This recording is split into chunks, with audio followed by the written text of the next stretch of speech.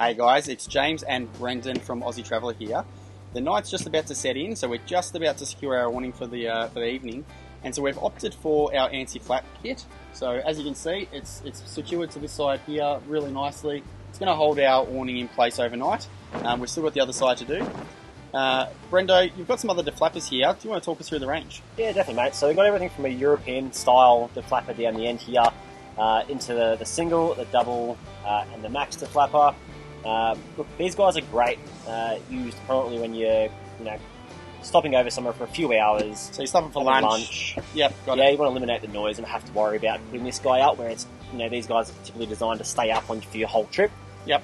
So yeah, I reckon we've opted for the right option. So if you're staying for a long period of time, you're not sure about the winds, you get the Aussie Traveller anti-flap kit out and put it up. Yep. I know this product's been around for a very long time, so it's over 20 years. It was designed in Australia by a gentleman named Michael Freeney back in the early days of Aussie Traveller. So it stood the test of time with very little modifications over that period. So great product, complemented by a nice range of Deflappers. So what do you say, mate? Let's get this other side of the anti-flap kit up and we'll go from there. Let's do it. Too easy.